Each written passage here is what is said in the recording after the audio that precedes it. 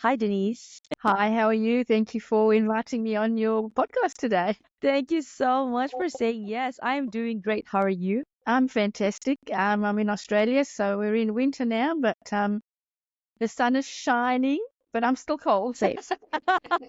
Um, well, I am in Kuala Lumpur, Malaysia. The sun is shining, but it is hot. I would It's always love to be where you are right now. But for our listeners, I'd like to introduce myself. My name is Nicolette. I am the creator for the podcast titled You're Worthless. Read that again. The juxtaposition of your very soul. First off, Denise, I'd like to say thank you very much for reaching out and for saying yes and taking the time right now to be interviewed on this show. And I think this is my show talks a lot about self-worth and I love learning from different people. And just before the start of our interview, we talk about how unique your approach is and how unique the topic is. So I think with this podcast episode, I hope this can give some insights to people who may be undergoing the same experience. yeah. So yeah, right. I'd like to read a bit of your introduction for our listeners, and then we can get right into the conversation. So, hey everyone, we have Denise Dielwart here with us. Denise experienced a profound loss firsthand after the sudden passing of her husband. After trying many methods that were not working, Denise sought a path to healing that led to the creation of the Flow, FLOW, grief release method, a transformative approach to moving through grief with grace and ease. Denise's journey from the depths of despair to rediscovering joy inspired her to help others. With over 15 years of experience, she has guided thousands to reclaim their lives from grief using her unique flow method that dramatically shortens the healing process from years to months. Denise's groundbreaking approach challenges the traditional stages of grief and waiting for time, offering a lifeline to those who feel stuck and hopeless. Welcome, Denise. Thank you so much. Such a mouthful, isn't it? I love giving the breakdown of my guests because I think it's a yeah, this is the least I can do on my part to have Yeah. to share this platform. Denise, before we get into business, can you share with us what was it like growing up as a Denise Dielwart? Well, I grew up in South Africa, of all places. Yes, Cape Town, yes, at Johannesburg. Joburg, Joburg. I'm a Joburg, Joburg girl. right? So, and of course I grew up in the 70s, so life was just what it was. We played outside. I had a good childhood. I was also an only child, so I didn't have any siblings, but I had a lot of friends, so I never missed having siblings. My parents were, like any parents, they had their ups and downs and and problems and so on. I mean, what parents, and I don't believe that anybody has a magical life or magical upbringing because you always have ups and downs and problems. Yeah. Um, but overall, my childhood was pretty good. I was close to my mum. I was close to my dad until he died. My dad died young. He was only 47 when he died. He died a week before my 18th birthday. Oh, I'm so sorry. So that was a shock. He had a stroke, so that was also very sudden. And then you know, life just carried on. I met my I met my husband young, got married young, had my kids young, and then immigrated from South Africa to Australia in 1988. Yeah, I've had quite an adventurous life of change. Wow, wow, wow. And now we're gonna go into the heavy stuff here. So can you share with us like how did Martin's passing affect your identity and sense of self? Especially considering you met him when you were just 16. Yeah, yeah. Gosh, I didn't know who I was. I really didn't know who I was. I thought I did, but I really didn't. When we get married, whether it's young or not, I got married young. I was 18, turning 19 when we got married. Had my kids young. By the age of 27, I had my family. 3 kids, husband, mortgage, everything. My life was set. That was me done. And that became my life.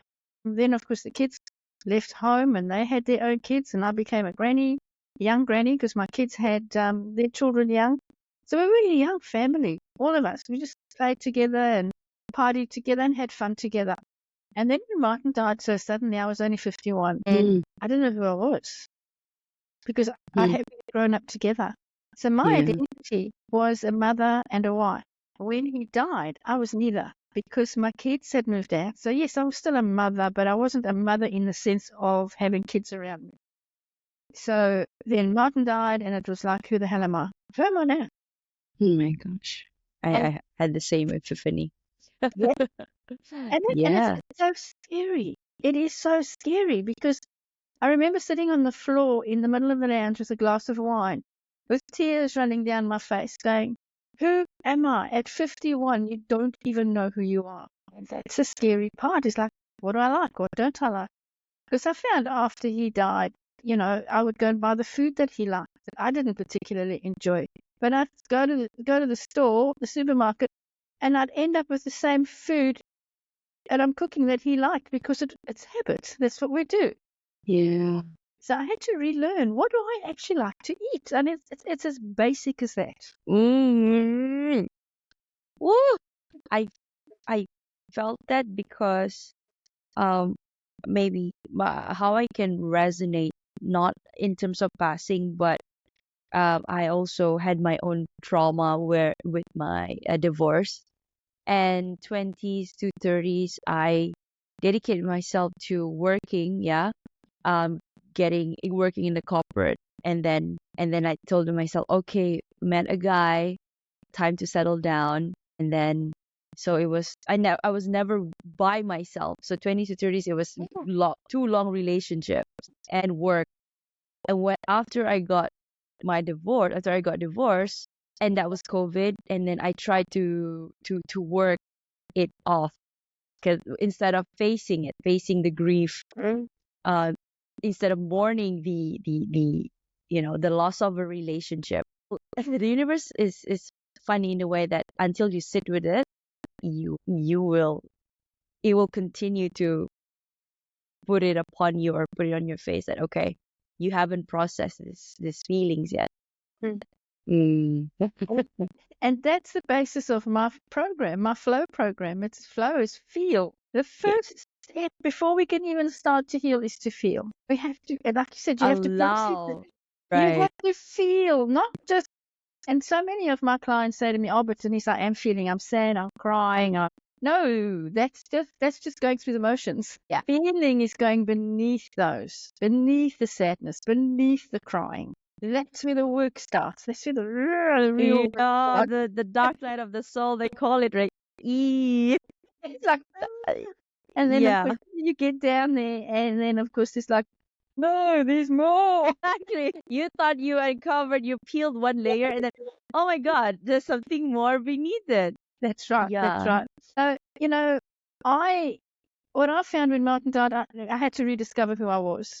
I had to learn all over again. It's like a baby learning to walk. It really is, because I'd never been on my own. So I went from my mother's house to getting married, then having kids, having somebody there all the time. Yeah, all the time. All the time. There Yeah. was always somebody around me, whether it was the kids Right. or Martin. Martin and I worked together. So we worked together, we played together, we slept together, we ate, we did everything 24/7. So when he died, there was that void. It was like, Yeah. now what? That Now what? emptiness. Exactly. Yes. Now what? Now what? Now what do I do? But the fact that you can, laugh about it now means you've done the work. I've I, done a lot of work, yeah, and I'm still doing the I'm work. so You proud know, of you. it's been 15 years since he passed away, Mm. 2009, and I work in this work all day, and I'm helping people with their grief. And I still have my aha moments, like, oh, okay, because healing is in layers. Healing is Wow. in, and unfortunately, we cannot do this kind of work on our own. We need help. We need somebody to pull us through. Mhm. I thought when Martin died that I was great. Man, Martin and I were already on the road of positive, the self-development. I even got him to start meditating. I mean, now that was really something. But But you made him do that. he just sit with me then meditate, bless him. And yet he was a man's man. He Mm. was a motor mechanic, so he was a man's man. He did all the work around the place. Right. So worked out in the sun and all that type of thing. But when he died, it was like, who am I now? Who do I meditate with? Nobody's got my back. And it's that self-discovery of, I have to find me. Now, what I find with a lot of my clients too, is they are given false information. They are told to wait for time. Just wait for time. Time heals all. I mean, we've all heard that. If somebody said that to me when I was grieving, I think I would have screamed.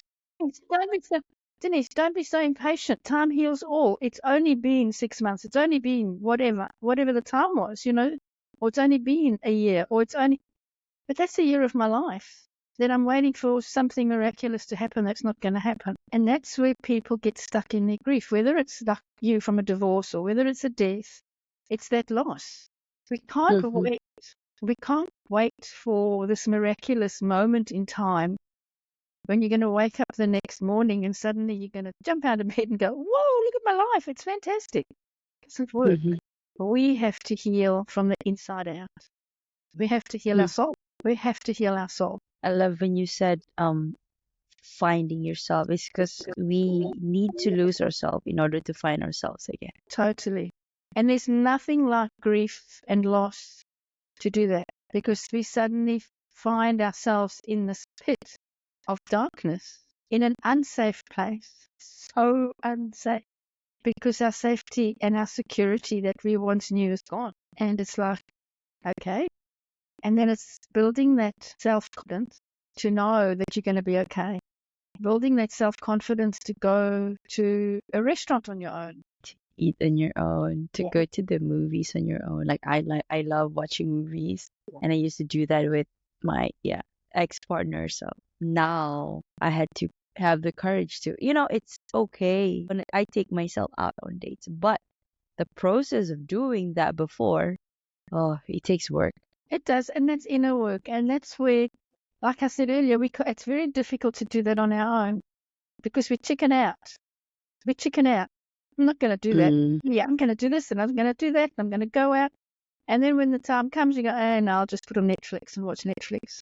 We chicken out. We don't build that muscle. Whereas if we've got somebody in our corner helping us through that, pulling us through, holding us accountable, we do it. Did you have anybody helping you? I did. What happened was, after Martin died, I was a bookkeeper before he died. I was a bookkeeper to small business. That's what I did. Worked in corporate, did all that, all that stuff. And then after he died, and I really wanted to heal me, I thought, I know what I'll do. I'll become a life coach. Now, when I say life coach, I'll become a life coach. I was so broken in the fact that I didn't know which way was up or down, but I knew that if I became a life coach, I could help myself. I would get the tools to help me. I was never going to do what I'm doing now, helping people in grief. Never, ever, ever. That wasn't on my radar. I had tried the therapy. I had tried reading the books. I had tried waiting for time. I had tried going through the 5 stages of grief. So I had already done all that before I realized the system is broken. It doesn't work. When I became a life coach, of course, I learned to become a life coach, and you practice on each other and things like that. So I always had somebody around me to help me through what I was going through. And I started getting the tools. I started healing very quickly. I started laughing again. I remember the first day I had my first belly. I actually shocked myself when I had my first belly laugh. It was like, oh my God, I've just laughed. And it came from the deep within the belly. You know those real... Yes. Yeah. And it shocked me. It was like, oh, what was that? I laughed. And then I went into helping businesses, became a business coach, because that's what I knew. And I kept getting this knock on my shoulder from the universe. You need to work with people in grief. And I kept saying, nah, not interested. Don't want to do that. Been there, done that. And then I would bump into somebody and they'd say to me, so you're still doing that bookkeeping stuff? And I'd go, yep. And I'd go, why aren't you helping people in grief? And I'd go, shut up. I'm not. I was just on a podcast with a guest. I said, don't look at the messenger, look at the message. So God is speaking through these different people. God is speaking. He kept speaking loud and clear. Till eventually one day I actually woke up frustrated one morning. And I sat in front of my computer. And remember, this is in 2010, 2011, around about there. And I said to Facebook isn't what it is today. And I said, I said, okay, God, universe, whoever you are, you want me to Mm-hmm. work with people in grief. Show me. Show me. Show Exactly. me. And that's how it started. It started with a Facebook group, a simple Facebook group. And it wasn't long before I had 4, 5, 6,000 members in the group. It just Oh grew. my God. I felt that. I had chills. So it's become my life's work now, and it's just, and I love it. I absolutely love it. There's nothing more satisfying when you see somebody that comes to you because they're really broken. They've lost a loved one. They don't know which way to turn. They've been through the counseling. They've been through the therapy. They've been through the whole system. Nothing's helping. And then they come to you, and within a week, they're a different person. They're starting to move. They're starting to get aha moments. They're starting to realize, they're starting to see that veil, that grief veil is being lifted. And, at the end of 8 weeks, because my program's 8 weeks, at the end of 8 weeks, they're different people. Widows get remarried or they start a business. I've had so many clients that one is her main aim was to find a man. She had no children. She was in her 60s, going into her 70s. She just wanted to find another companion before she died. Companion. Yeah. Mm-hmm. And that's what she wanted. And she did. She's found an amazing guy now. Another lady whose husband committed suicide. This is a story. They lived in the US. They owned a travel agent business. He used to travel around for business. She didn't think anything of it. And anyway, he went off to Thailand, and he didn't come back. She then committed suicide there, and she just Hey. yes. After he died, she discovered he had a whole family there, wife, kids, the whole lot that she knew nothing about. And he didn't file for divorce. No, Nothing. and he left her with no money because before he left, he said to sell the house, and then when we come back, we'll buy another house. All the money from the house he had Taken to taken. Thailand. So nothing better to see her now, amazing woman now, she tried so many grief coaches, so many life coaches. When she came to me, she said to me, Denise, you're not going to be able to help me. Nobody can. I said, okay, let's see. Give me a chance. Just give me a chance. Yeah. So she said, well, you're my last resort. And within the first week, she did. She went and unpacked things, and she got things going, and she rallied her friends, and she started clearing out stuff. And today, she has started her own online tech business, helping coaches. Oh my God. With all the techie stuff, the stuff we don't like to. Yeah. She does that. Yeah, she does that now. Who is this person? I might need to Well, connect with them. I'll give you her details. She is. Oh my God, I feel so amazing. emotional. Do you know why, Denise? I had a few epiphanies when you mentioned today because I am a chartered accountant. So I left my 9 to 5 just 2 weeks ago, like in May. And it was because I was asked to vacate my roles. And then also I had my divorce and threw myself into working. It was not the healthiest working environment, plus COVID, and then it forced me to find myself. Who am I again? Like, I knew that I didn't want to work in corporate, but that's all I knew. Yeah, that's all exactly. That's all I knew. So the universe said you need to take a step back and you need to find out because I was working myself to the bone. Like I'm having headaches. I'm having fever every alternate days because of the working hours, and I wanted to give my resignation, but I took a sabbatical, and then in that period, I landed another job because at the time I was scared. I didn't know still that again. That's the only thing I knew. So I went and took another job, but I knew then that I didn't want to continue. So I went into I came across Marissa Pierce work, hypnotherapy, RTT. RTT. That Yes. is correct. Yes. And then I said to myself, okay, what is this? And I saw her I saw her speak on Mind Valley, and I kind of resonated with her teaching. But at the time when you're not healed or you're not ready, you can only accept so much. So and then I looked at the program. It was a bit expensive at the time because I was scared again. And then 2 years after, in that new job, that feed came up on my Instagram, and I said, okay, you know what? Maybe because I was trying so many modalities to heal myself as well. But I didn't go to formal therapy, but I just went online and, anything, everything under the sun. Astrology, anything, Tarot tarot. cards. Yeah, tarot cards. Oh my God, YouTube, and you can see my algorithm. Oh my God. And then everything, quantum physics, even like who am I? Like Yeah. Alan Watts and all the whole lot. And then I said, okay, you know what? I'm gonna try and kill two birds with one stone. So I said, okay, if this therapy, maybe I can do something with it. So I said, I'm gonna take the leap while I learn about the tools that Marissa teaches. I'm also going to at the same time put myself on therapy because that's what I look into it. And then thankfully now the program has that enables us to have practice sessions with other graduates, right? Yeah.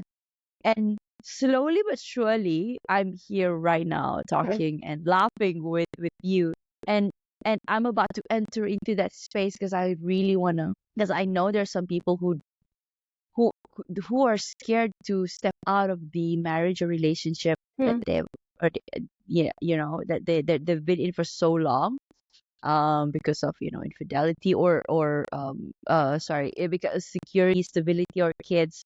And I just want to be that person that says, you can do it and you can pivot. So I'm pivoting my personal life, like changing the way I view myself and how I view life. And also in terms of career wise, you don't have to stay in a career, although it was prestigious, big four for me, but you can. And now I'm entering into psychology, and it's scary, but you just need to, you can do it. And Absolutely. And yeah. this is where, I now, because I've done this for so long, I now have started my Academy for Transformational Grief Coaching, where I now teach people how to become a grief coach. Not just, using my flow method, not just how, because there's so many programs and courses, and I've not gone through them, but I've checked them all out on the internet, where you can do a 5-day program or you can do a 10-day course for people in grief, how to talk to people in grief. My academy is at least 6 months of coaching, teaching you how to become a grief coach.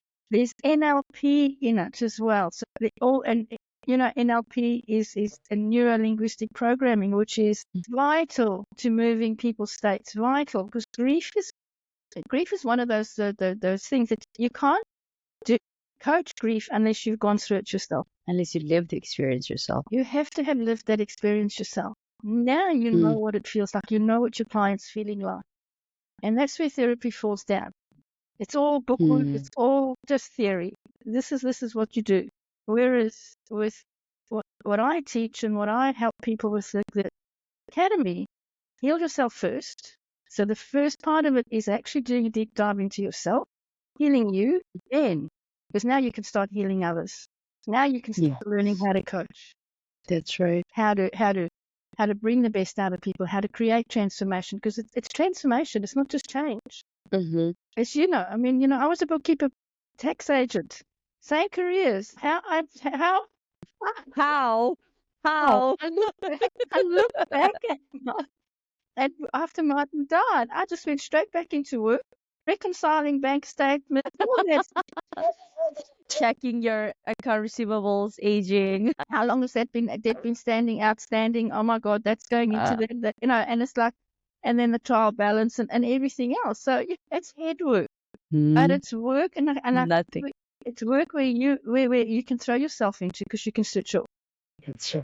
I used to get so excited when I was like 1 or 2 cents out on my bank rec, and then I'd find it and I'd go, oh, woohoo. See what we're so excited about? Found 2 cents. Yeah. hidden somewhere. Gosh, the listeners, those are accountants can relate. Yeah, Bookkeepers can relate. Definitely can absolutely. relate. Yeah. Oh, they will relate. They will relate. So I went from that left brain, like you done, from that left brain occupation to completely heart-centered. Completely heart-centered. And I'll tell you what, I love what I do now. This is me. This is what God, the universe, intended me to do forever. This is my calling. This is my Yes, yes. I was just about to say that this is our calling. yeah. This is my calling. And so many people say to me, how can you work in grief? I'm not working in grief. I'm working in transformation. Grief is what brought you to me. The loss brought you to me. But we're drawing a line in the sand and we're going, okay, whatever happened, happened. It was shit. It was hard. It was messy. But let's move forward. And that's the key. And that's the key to everything. Yeah. Denise, what specific event or moment made you realize that you needed to embark on a journey of self-healing and transformation? When I wasn't getting anywhere, I'll tell you what specific event it was. I went and saw my psychologist. Psychologist. And I say that because Air quotes. air quotes, because my daughter insisted that I was getting Alzheimer's. Because I was losing my mind and I was forgetting things and I was repeating things. So she insisted I go for therapy. I go and see a psychologist. Not just a counselor, you go and see a psychologist, Mum. Okay. That's why I put it in air quotes. Okay. I didn't just go and see a psychologist. And after seeing her for about 6 months, she said to me, I said to her, when am I going to start feeling better? Because I wasn't. I'd feel fantastic when I was in that hour session. And I have to see her. And then you slum right back And the in. minute I get in the car, by the time I'm home, I'm back to where I was. Yeah. And I said to her on one of the visits, I said, when am I going to start feeling better? And she said to me, niece, you've just lost your husband. You're going to be like this for the next 5 to 7 years. You're grieving. Grief takes time. And within that moment, that was one of many defining moments. In that moment, I went, no, it's not. Martin wouldn't want to see me like this. And that's when I screamed at the steering on the way home. I used 4 choice letter words all the way. You had to get them out of your system. I had So. to clear that energy. I was, no. But by the time I got home, I knew I had to do something different. I had to heal me because this wasn't working. And that's when I started going, okay, what am I going to do? I still didn't know what I was going to do. And then it's beautiful the way the universe works, right?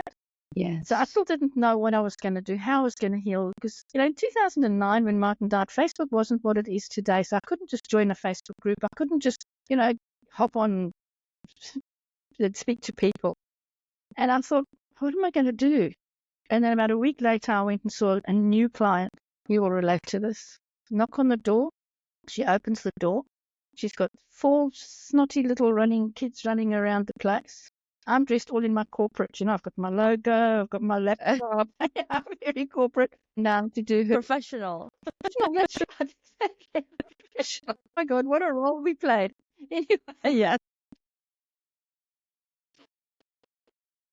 so she says, I look around and there's stuff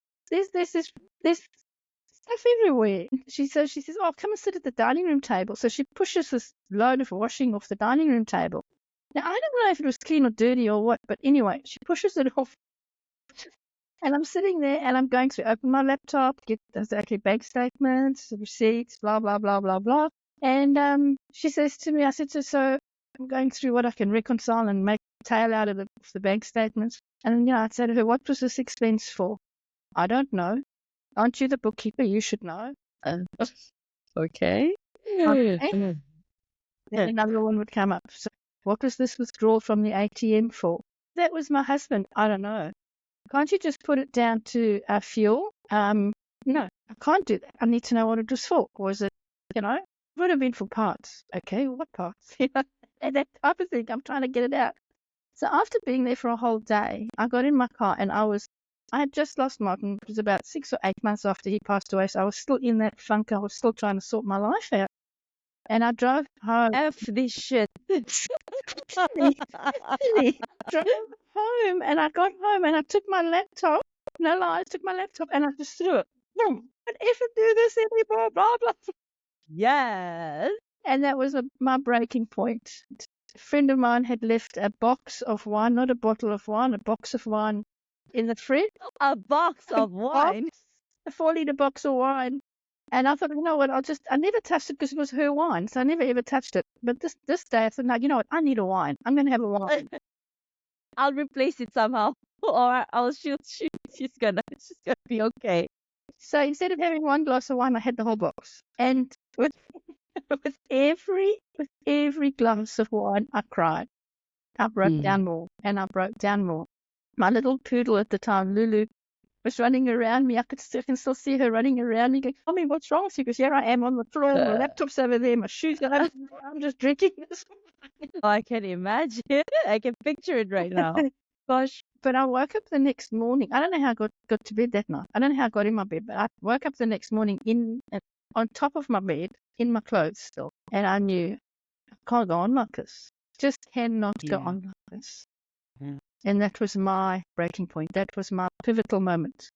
That coupled with my therapist a week before saying, "Oh, it's going to take time. Just wait for time. 5 years. Don't worry about it." You gave it a try again, right? Let's see. Okay, maybe this one is maybe Yeah. I'm not strong enough. Let me see. Yeah. And then this one tested you. That was the last straw. The last straw. That one was that woman with the last straw. The last straw with all her kids. And I thought, nah. And that's when that's when I opened up. And it was funny because I can still feel that feeling coming over me. I went and took some headache tablets because my head was like, as you can imagine. Yes, I can. And I was still in my clothes from the day before, and I opened up my laptop on my lap, and I opened it up, and I went, what am I going to do? What am I going to do with the rest of my life? And with that, I still said it was a download. I got this download. I know I'll become a life coach. And that was the beginning of my journey. The rest is history. The rest is history, and here I am. You know, I've helped thousands of people move forward in their grief, find jobs, get remarried, you know, save marriages where a child dies. Yeah. You know, it's yeah. imperative that the mother Oh my does gosh. stay strong for the whole family. Yeah. Because it's like when the mother falls apart, the family falls apart. So the mother needs to do the work on herself so she can keep her family. Because when she does the work on herself, that ricochets through her whole family. Yes. So you know, I've saved marriages, and not I've saved marriages. They've saved their own marriages because they've done the work. I'm just a vessel. I'm just there to help them. I'm just a vessel. Yeah, so many. Like we are just a vessel carrying out God's work. Totally. Yeah. Totally. So, you know, I could never do anything else. This is what I do. This is what I do. I know. Yeah. You know, sometimes my kids say, "Mum, why don't you just go back to bookkeeping?" I go, "Are you serious?" Yeah. Somebody try to get worked up because of 2 cents, 5 cents, and then having to answer the queries from the auditors. Why is it like this? Why? No thanks. No thanks. And then work with the tax office and all the bureaucrats that you're working with. Oh my gosh. Chasing you like crazy. Why is this? You haven't reverted to our, list of questions last week. I was going to hear about it. Yes, because I simply do not give a about it. I mean, you know what, Denise? Yesterday, bless him, a guest came on as well, and then he was talking about financial investments and whatnot. Because I love learning from different people, so I followed Tony Robbins, and then investing is something that I'm very passionate about. Well, so with him, he was like, and I told him casually, nonchalantly, I said, I'm also a chartered accountant. So then he was suggesting to me that, in America, we have the people who are coming onto podcasts, they have small businesses, and this is what they're looking for. And then you're a chartered accountant, you can actually look into the books. And I'm like, I would definitely keep my chartership, but because if I were to divert my attention to that right now instead of building this, it's not fair. And then I feel like I'm betraying right now. I mean, I could go back to it. Like maybe if I were to couple it with the coaching and whatnot, financial coaching, then yeah, maybe. But then right now, it didn't sit right with me. And that's where I started when I started coaching. Obviously, I did business coaching, financial coaching. Like, And yeah, you I did just that. segued straight into that because that was where my expertise was. So I started helping. Again, we were trying to be safe, right? Yeah, trying to be And then, safe. yes, Trying and to then be he was safe. telling me the same thing. That's where you knew your whole. That's what you've known your whole life, and I'm like, but I'm trying to redefine myself. Like Yeah. I, it's I take that pivoting. I embody pivoting, and this is what I'm trying to teach people. And if I were to hold on to that, because of where I can get my source of income from, Yeah. like stability, it's kind of a paradox, right? Like it's an irony. Hear you so loud and clear because if I had held on, and I say this to so many of my clients, if I didn't, number one, invest in myself, okay, and I've invested hundreds of thousands since. You can imagine over the 15 years. I mean, it's not 5,000 or 6,000. It's a lot of money. A lot, It's a lot of yeah. money.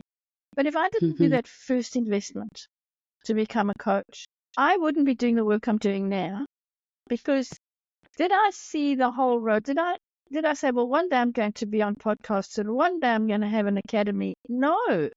All I knew was that I wanted to heal myself. That was my first step. So we have to take that first step. And if we don't take that first step, now to take that first step takes courage and it takes because we're stepping outside of our comfort zone. Yes. We're going into the unknown. What am I doing? My son thought I had been scammed because he didn't understand coaching at all back in the day. And he was convinced I had been scammed. And he wanted to check this company out and wanted to make sure that I hadn't been scammed. But what I did was I didn't say to him first, this is what I'm going to do. What do you think? I enrolled. Then I told him. Yeah. You pay some sort of money, a down payment, like okay, well, that's the same thing I told my mom and dad. Oh, you are going to throw away your accounting, your professional, your chartered accountancy. I'm like, no, I'm still gonna have it. This is just that I am adding this to my portfolio, and this is what I want to do. I want to help people experiencing similar trauma or loss, right? Yeah, yeah. So for people that don't understand what we do, and this is where I say to anybody that's struggling with loss or grief or not knowing which way to turn, do not listen to other people because other people that don't know your situation, they don't know your pain, they don't know your heartache. You know, I've had widows on calls with me that really want to enroll in the program and they need it because they're really going downhill and I know they need it. But they have to check with their kids first. Oh, I just have to check with my son. Now, the son, number one, doesn't know what mum's trying to do. All he knows is that mum needs to get better. But what? Hey, what's this woman going to do? No, mum. No, don't do that. And then I never hear from them again. That breaks my heart because I know that if how much they needed the help. how much she needed the help and where her life could be today. Yeah. So when we ask others for their opinion, that's what we get, their opinion. We have to follow our own instinct, our own gut feeling. I want for me. It's not being selfish, it's self-love. Do I want to heal my life? Do I want to be better? Do I want to release my grief? Or do I want to be like in this pain forever? Because the people that are living that life outside of you and giving you their opinion are not living your pain. They're not living your emotions. So how do they know? They don't. They don't. Yeah. They're just going to impose their preconceived notion about what and how the grief should be tackled. Yeah, that's right. Yeah. Yeah. And then, of course, you got all the old, outdated that everybody says is wait for time, go through the 5 stages of grief. It's only been a year. It's only been 2 years. That's a year or 2 years that you've done nothing with your life. You've waited. You know, the myths in grief is keep yourself busy. Now, that's what you and I both did. I threw myself in your work. You threw yourself in your work. Keep yourself busy. Then it becomes like, okay, I'll keep myself busy. I'll put a new roof on the house. I'll do alterations. All of that. I need a new hot water system. I'll put in a pool. That all come because I want to keep myself busy with projects. But eventually those projects end and I've got a new kitchen now. Oh, it looks nice. It's exciting while you're doing it, but then it's like, yeah, I've got a new kitchen. Yeah, it's not that new anymore. It's a year old. Yeah, okay, now what? That emptiness is still there. Yeah. Invest the money in yourself. Invest the money in yourself first. Invest the money in yourself. The best investment is the investment you do on yourself. Absolutely. Exactly. Absolutely. Because with unhealed trauma, because grief is trauma, loss is trauma, and with that comes addiction. Addiction is not just alcohol. Everybody thinks, oh, yeah, it is an alcoholic. Addiction can be addicted to anything. I started becoming addicted to shoes. I love shoes. And I would go shoe shopping when I felt down. I'd go shoe shopping because you could never have a bad shoe day. They always fitted. They always looked good. You didn't ever feel fat. You couldn't have a fat shoe day. That's right. Yeah. And then because I couldn't decide what color to get, I would buy one in each color. So I'd see a pair of white shoes and I'd go, oh, I like the red or the gray. Oh, no, I'll get one in each color. Until somebody said to me one day, he said, I've never seen anybody buy shoes like you. And then I realized, maybe I've got a bit of a problem here. But that's what happens to us when we want to fill that void. We want to fill that void, and that's where addiction starts. So instead of wasting the money on clothes and things like that, invest the money in yourself. Do the work, the inner work. Heal yourself. Release your grief on an inner level. Rediscover who you are. Start reimagining your new life. I was on a call with a beautiful widow the other day, and she really wanted to work with me. And she said, I don't know if I can really afford to work with anybody at this point in time. I can't really pay for it. And I went, well, unfortunately, I can't help you. I said, but what's the issue? Why? Let's go a little bit deeper. Coming from a bookkeeping background, I'm still going, Yes, you're gonna analyze the situation before, coming to conclusion. Let's see if I can Yes. help you. And she'd been 17 years a widow. 17 years. Still struggling. That's a long Wow. time. More close to a 2 decades. What is that doing to her health? What is that doing to her relationships? What is that doing to her lifespan? So anyway, we worked out. She said to me, oh, I love shopping. I'm addicted to shopping. I go shopping every week. I said, well, how much do you spend a week on clothes? And she said, Denise, anywhere about $200 a week. So, of course, out comes the calculator. Denise works out 17 years times by 52. I said, you do realize that you've just spent $198,000 on clothes that you don't wear. And that's what happened. That's what happens. There's a cost. There is such a cost to not healing and not doing the work to heal yourself after loss and after grief. Can you share with us, Denise, what is the significance of the flow method? So the flow method is it sounds really simple, but it's a really deep method.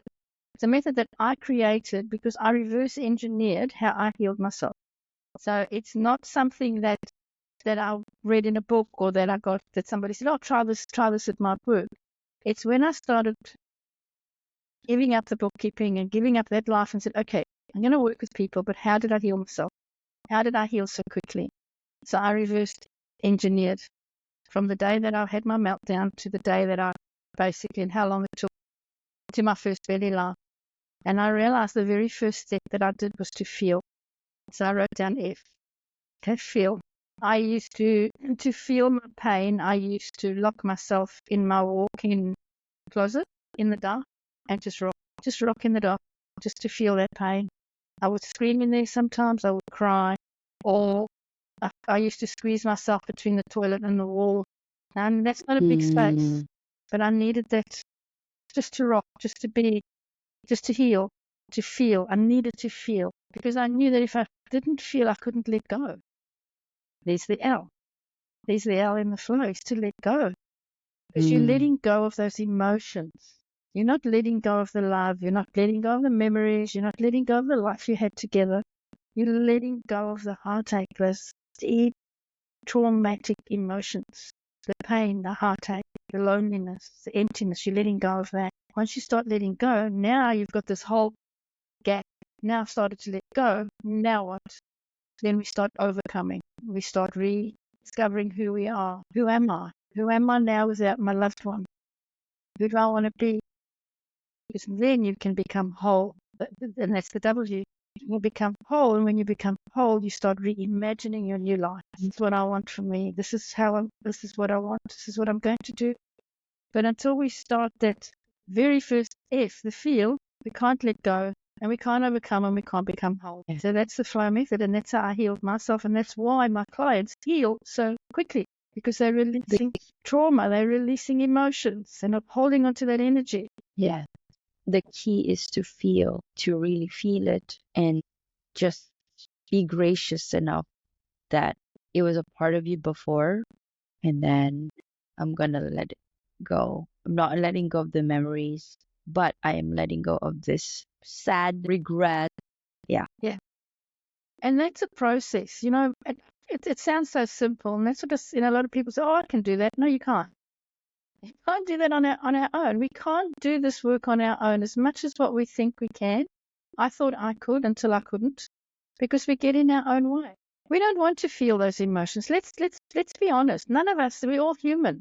We don't want to feel that pain. We've already felt it once or twice. We don't want to feel it anymore. Yes. So we mask it. How do we mask it? We keep ourselves busy.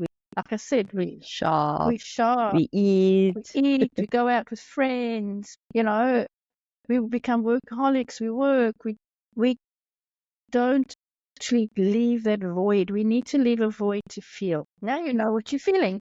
Shit, I need to let go of that. It's not releasing it. Some of you, Denise, letting go is a bit strong. No, you've got to let it go. You can't just release it. You've got to let that damn stuff go. Because it's that stuff that's keeping you stuck. Wow, this became a therapy session for me. and a coaching session. I love it. What? And I could help you. Yes. I love it. So, Denise, what is next for you? So what is next for me is my academy, the Academy of Transformational Grief Coaching, where the world is grieving. Since COVID, the world is grieving. The world has changed. We need grief coaches around the world. It's not even what would be nice. There's a lot of mental health issues. There's a lot of people that are stuck in grief. There's a lot of people that don't know which way to turn. There's a shortage of so much stuff around the world, as you would know. So my mission now, and I had somebody say that to me, this is your mission, isn't it? And I went, yeah, I guess it is my mission, is to help as many people that have experienced the loss of a loved one go on to helping others and become a certified grief coach. So they become a flow transformational grief coach, certified in my method, so that they can then go on and help others. So that's my mission. That's my new calling, and I feel it, and I know it. It's there. So I've got a few people that are going through that at the moment, and they're loving it. It's just unbelievable. I cannot wait to see how we are going to transform the world, one person at a time. It's just one person at a time. One of my affirmations, I have affirmations that come up on my phone, is I heal one person from grief at a time. That's all, just one. Mm-hmm. You know, it's like anybody that's listening today. If we've helped one person, we've mission accomplished. Mission accomplished. Yeah. Denise, thank you so much. Okay, a few more questions. Yeah, go for you. I think you mentioned it, but what is your heart's greatest wish? My greatest wish is to really change the way the world sees how we grieve. I want the world to embrace loss, see the gift in loss, focus on the love that we had for that person, not on the moment that they died. Because that's what happens, is everybody focuses on that one moment in time. Oh, they did. Oh, they're gone. Oh, no, what am I going to do? And that whole rest of that life becomes a blur. So my mission and my absolute wish for this world is that people stopped waiting for time. They took action and started going within and healing themselves, becoming that new person, rediscovering who they are, so that they can, and if they then choose, oh, I want to now help others, pass the baton on. Here's the light, off you go. Yeah. Be that beacon of light. Be that beacon of light. Be that absolute beacon of light. Yeah, yeah, yeah. Because without darkness, we can't have light. And without light, we can't have darkness. So grief and loss is the darkness. And it just takes one little flicker of light, just one little flicker of light for that person in that dark place to go, look, there is hope. There is hope. There is hope. Do you have a mantra that you live by? Yep. The only constant is change. Life never stays the same. We don't stay the same. If we embrace change, we embrace life. If we Mm. Mm, mm, mm. I'm getting so many golden nuggets today. I love it. Very grateful. yeah, you're so welcome. It's just I've always lived my life. You know, when we left South Africa in 1988, just at when there was riots and there was all sorts of things happening in South Africa back then. Everybody said, "Oh, but what about all your money? Because we left with nothing." God, we arrived in Australia with nothing. 3 kids, my mother, because I'm an only child, no jobs, nowhere to stay, with $4,500, and we created our life from there. And I remember saying to one of my friends in South Africa, Oh my gosh, again, emotional. I remember saying to one of my friends in South Africa when she said, "Oh, you're so brave." I said, "It's just money. We'll get it back again. Thank you. It's just money." Thank you. It's just money. And you know, It's from just there, the only constant in life has changed. You know, and then since then, I mean, I've lost my mother, I lost my husband, I've started my business, I've moved, I've sold houses, I've built houses, I've done so much because, hey, life carries on. We carry on. We need change. And yes, change is uncertain. Of course it is. But that's where we grow. That's where we grow, is in the uncertainty. embrace the change. Yeah. Oh, and you know, okay, again, resonate before a few more questions and then and then we can we can wrap this up. I've always wanted to go to like all my podcast guests are in the US and I think I'm really onto something here and I wanted to learn something from the connections that I have that I've built over the last couple of months. And lo and behold, I was asked to vacate my role in March. And then I told a friend, like, I'm gonna, you know what? Maybe I'm gonna try and see what's it like living in America. And I said, maybe September this year. That was back in September last year. And some things happened in between, and I thought wasn't gonna go. I was hoping that my job could relocate me to that side. Instead, I was asked to like go. I was asked to go, and then okay, then like the part that nothing is constricting me anymore. Nothing is restricting me from doing anything that I want. And it, in fact, it's given me the time to really focus on what I need to do. And then that opportunity surfaced itself up again and said, "Do you want to come here and record something in person?" What? You want me to fly out to LA? Yeah, why not? Okay, I guess so. In fact, I am actually going this September, and it, I wouldn't even thought about applying for my visa because I was already let go. So I had to in my head I'm like I'm gonna focus on building my business, right? But then something just aligned, Denise. Let me tell you, like the money just aligned, and I'm like, it's not a lot, but it's enough for me to go and see what's it like. If I like it, maybe I can build something there. And I I went and applied for the visa because us we have to apply for the visa, and I've been researching online. There were stories that okay, it's kind of difficult because they give 10 years and whatnot. It was so smooth. I got to know that the visa was approved on the same day. And then I think a week later after that, that was last week, last Sunday, I booked my ticket. Brilliant. Which is And it's like, oh my God. when things are meant to be, they align. They align. And this is the biggest message I want to give anybody out there that's struggling with grief or loss or anything like that with oh, I'm never going to find another love again, or oh, I'm never going to have another child again. Is don't even think about that right now.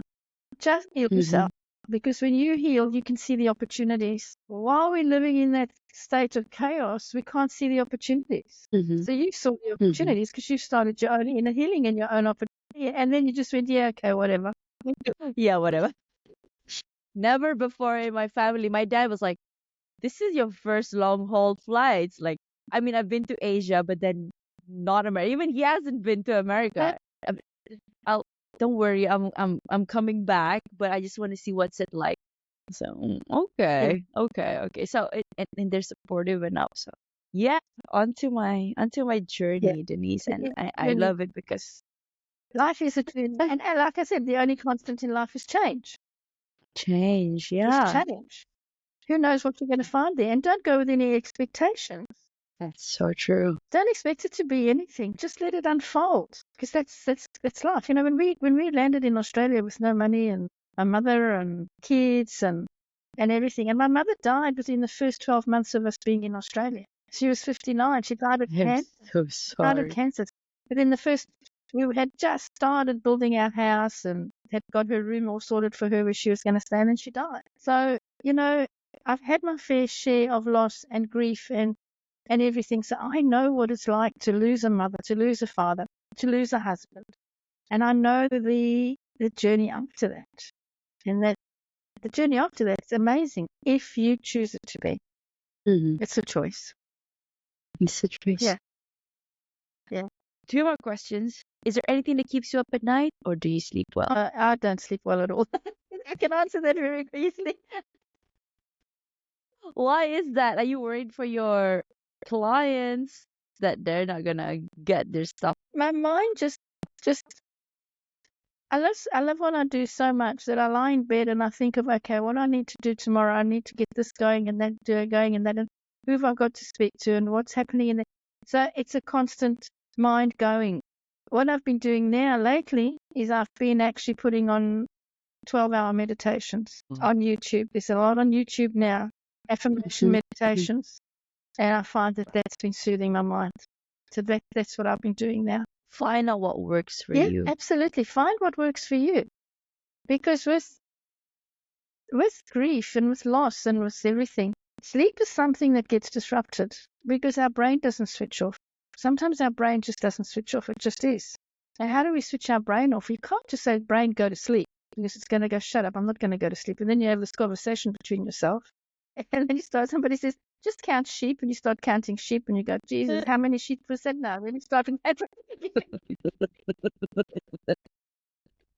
I tried that. It never worked with me. This does not work. So and this is about a couple of months now I've been doing this, is just putting on a sleep meditation with affirmations on YouTube. And the ones that I've got have actually got a black screen as well. So it's for nighttime. So that's working so far. But yeah. I love Yeah. that. If you could create a quote right now, Denise, for you to leave to the audience listening and the world as your legacy, what would it be? The quote would be, grief doesn't heal, you heal. That's the quote.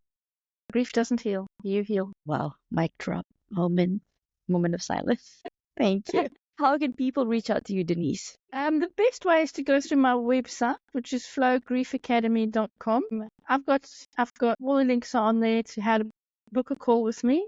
Because before anybody can work with me, I like to have a chat to them and see where they are, get to know them, see if we like each other, see if they're ready to work with me. So, or whether they want, they might want to heal themselves, they might want to start working in the academy. So it's always good for me to hop on a call with somebody. We spend about an hour together, 45 minutes to an hour, and have a chat. But all the links are on my website, which is flowgriefacademy.com. No, thank you. And there you have it, guys. You heard it from the person herself, Denise Dielwart. Before we close off, I'd like to thank you personally, Denise, for the work that you're doing for the world and for advancing every step of the way despite the challenges, creating trails for those that will come after you. For our listeners, this has been that one podcast with that controversial name, You're Worthless. Read that again. The juxtaposition of your very soul. Now, if you find yourself thinking that you are worthless, you're probably not alone. But more importantly, ask yourself a level deeper. If I am worthless, then why the heck am I here? It is because your soul have chosen to be here energetically, all the way from the ethers, and for that reason itself, you are worthy and you are enough. This has been Denise Dielwart, your guest of the day, and Nick Nierras, your host, signing off. Thank you, Denise. Thank you so much, Nick. I really enjoyed our podcast today. It was amazing. Thank you so much. Thank you.